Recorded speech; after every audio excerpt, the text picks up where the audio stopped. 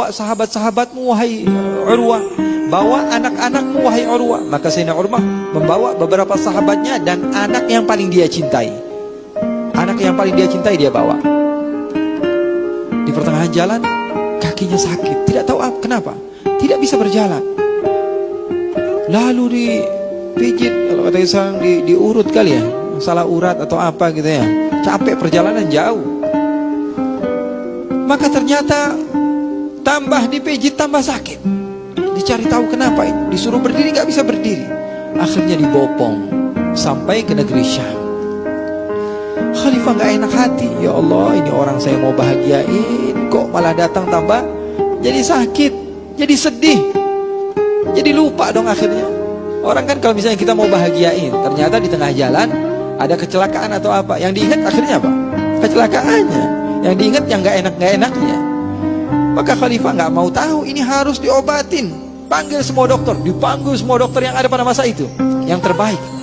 Ternyata setelah diperiksa oleh sebagian dokter tersebut, dikatakan bahwa ini penyakit gak bakalan hilang kecuali kalau dipotong kakinya. Penyakit apa itu namanya? Kalau enggak bakalan menular. Maka dia bingung mau ngomong sama tamunya, ya Allah gimana ini, gak enak ngomong sama tamunya apa yang dikatakan dokter. Tapi dia paksakan, ya sudah, wahai Urwah, kami dengan berat hati ingin menyampaikan kepada kamu bahwa dokter-dokter semua sudah berkumpul dan mereka bermusyawarah bagaimana jalan keluarnya. Tidak ada jalan keluar kecuali dipotong kaki kamu. Kalau tidak, kami akan menangis karena ulama kami hilang. Ulama kami akan wafat. Ulama kami akan meninggalkan kami. Lebih baik dipotong wahai Urwah. Kata Sayyidina Urwah, semuanya milik Allah. Kaki saya milik Allah, tangan saya milik Allah, kepala saya milik Allah. Kalau memang Allah berkehendak, Allah subhanahu wa ta'ala mampu mengambilnya. Jangankan kaki saya, nyawa saya Allah ambil, itu adalah haknya Allah subhanahu wa ta'ala. Maka sebagian di antara mereka mengatakan, wahai Urwah, nanti malam ketika kamu waktu istirahat, saya akan berikan air sedikit. Air apa itu, kata Urwah? Air tersebut terbuat dari khamr, sehingga kalau kamu minum, kamu akan melupakan bahwa kami telah memotong kaki kamu. Dibiusnya dengan benda yang haram. Kata Urwah, saya tidak akan pernah mau hal tersebut. Walaupun nyawa saya diambil, lebih baik nyawa saya hilang dibanding saya minum sesuatu yang dimurkai oleh Allah. Maka sebagian lagi mengatakan, bagaimana jalan keluarnya kalau begitu? Apakah kami langsung potong? Kamu pasti akan kesakitan. Maka kata Urwah, nanti malam di saat manusia semuanya sudah sepi, saya akan sholat. Ketika saya sedang khusyuk di dalam sholat saya, kalian boleh tarik kaki saya dan potong kaki saya.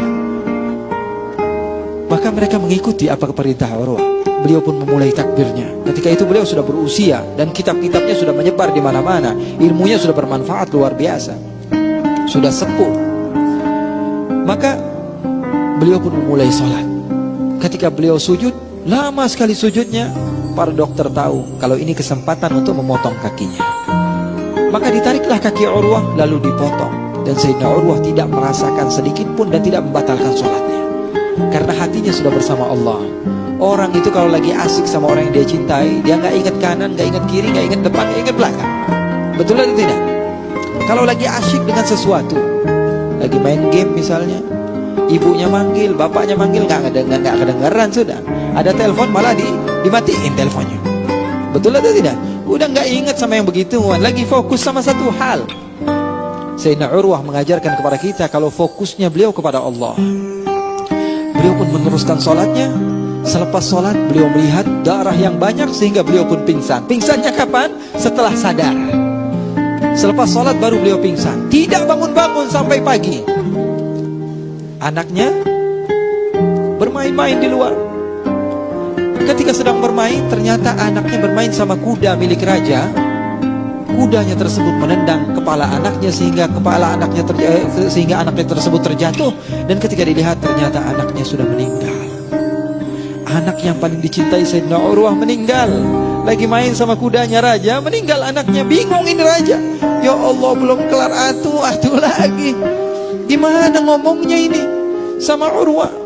Mau ngomong kakinya udah hilang aja kami takut. Ini mau diajak senang-senang atau diajak untuk disiksa datang ke negeri Syam? Akhirnya apa? Bingung raja. Setelah Sayyidina Urwah memakai tongkatnya, dia duduk. Raja tersebut mengatakan, "Azzamallahu ajrak." Semoga Allah subhanahu wa ta'ala melipat gandakan pahalamu, hai Urwah, dengan kesabaranmu yang luar biasa. Kakimu sudah hilang, dan saya ingin mengabarkan kepadamu satu kabar yang lebih menyakitkan. Apa itu, kata Urwah? Sesungguhnya anakmu telah tiada. Inna lillahi wa inna ilaihi raji'un. Beliau hanya mengatakan itu. Inna lillahi wa inna ilaihi raji'un. Ma'a'zamak. Alangkah mulia engkau ya Allah, alangkah dermawan engkau ya Allah. Engkau memberikan aku 7 anak, kau ambil 1 dan kau sisakan 6 untukku ya Allah. Hakmu semua ya Allah, akan tapi engkau memberikan aku yang jumlah yang lebih banyak daripada yang seharusnya aku dapat. Subhanallah, rahmaka ya Rabb. Alangkah banyak karuniamu kepada aku ya Rabb. Akhirnya raja pun melihat kebahagiaan Sayyidina Urwah ketika mendapatkan kebaikan keburukan, dan dia tahu itu semuanya dari Allah. Maka dia dengan lapang dada datang seorang yang buta, duduk di samping Sayyidina Urwah. Sayyidina Urwah bertanya kepada Amirul Mukminin, "Ya Amirul Mukminin, siapa orang tua ini?" Kata Amirul Mukminin, "Ini orang yang setiap sore kalau duduk sama saya bikin saya senang." "Siapa dia?" "Nampaknya dia orang dari orang-orang yang miskin." Umumnya orang yang miskin ngomong dari dalam hati, gak dibuat-buat omongannya. Orang yang tidak memiliki apapun. Apa keutamaan dia? Kenapa wajahnya seperti ini? Kenapa dia bisa dekat dengan wahai Amirul Mukminin? Kata Amirul Mukminin, "Wahai Sayyidina Urwah, apakah boleh aku memberikan pertanyaan kepadanya? Kenapa dia bisa mendekat kepadaku dan dia bisa menjadi penasehat kepadaku?" Maka kata Sayyidina Urwah, "Oke, tanyakan." Maka ditanyakan, "Wahai si buta, kamu ceritakan kepada Urwah apa yang kamu telah lalui daripada pedihnya kehidupan." Maka dia pun menceritakan, "Wahai Urwah, saya ini orang asli Syam. Saya ini orang asli Romawi. Saya ini dulu termasuk donaturnya kerajaan.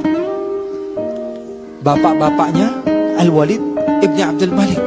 Harta saya banyak, tidak terhingga, sehingga saya adalah orang yang paling terpandang di tempat ini.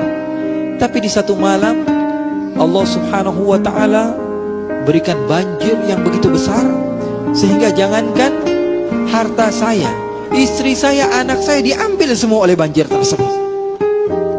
Saya orang kaya raya, wahai Urwah. Tidak ada manusia satupun di tempat ini kecuali semuanya pernah mendapatkan kebaikan saya. Tapi Allah berkehendak di satu malam Allah turunkan banjir, sehingga semua harta saya, anak-anak saya, semuanya telah habis. Semuanya telah meninggal. Harta saya tidak tersisa sedikit pun kecuali 2. Anak saya yang masih berusia kurang dari 1 tahun, sama unta saya. 2 itu saja. Maka saya melihat anak saya melihat unta saya ambil anak saya letakkan di bawah pohon. Kemudian saya ingin mengejar satu-satunya harta saya, yaitu unta. Ternyata unta tersebut menendang mata saya, sehingga mata saya tidak nampak, dan saya melihat anak saya, dan saya tidak tahu bagaimana cara menyelamatkan anak saya. Ternyata anak saya sudah dimakan serigala. Mata saya hilang, anak saya hilang. Begitulah cara Allah mendidik saya. Sayyidina Urwah bertanya, "Lalu setelah kamu dapatkan kepedihan itu semua yang tidak saya dapatkan pada saat ini sekalipun, apa yang kau ucapkan?" Maka orang tua tersebut mengajarkan kepada saya pribadi. Beliau mengatakan, "Alhamdulillah, segala puji bagi Allah, karena Allah memberikan kepada saya 2 hal. Lisanan dzakira wa qalban amira." Hati yang senantiasa bersyukur kepada Allah, dan lisan yang senantiasa berzikir kepada Allah. Itu harta di atas harta yang telah saya miliki. Oleh karena itu ikhwani, ini adalah apa yang disampaikan oleh Ustaz kita tadi juga. Apa yang saya sampaikan itu syarah kepada awal daripada surat Al-Fatihah yang berbunyi Alhamdulillahi Rabbil Alamin. Karena alhamd, pujian kepada Allah, berbeda dengan ats-tsana. Di dalam bahasa Arab, ats-tsana itu pujian kepada orang yang berbuat baik kepadamu. Tapi kalau alhamd adalah pujian kepada orang yang berbuat baik dan tidak berbuat baik kepadamu, maka diucapkan kepadanya alhamdu. Dan alhamdu menggunakan alif lam yang artinya listighraq. Artinya apa? Semua bentuk pujian hanya milik Allah Subhanahu wa taala, dan tidak ada siapapun ya, yang dipuji atas kebaikan atau keburukan kecuali Allah Subhanahu wa taala. Yang baik datangnya dari Allah, yang buruk datangnya dari kita, dan segala sesuatu itu adalah ciptaan Allah. Akan tapi Allah senantiasa dipuji daripada hal yang menurut kita baik atau buruk sekalipun, dan insyaallah ini menjadi manfaat bagi kita semua. Amin ya rabbal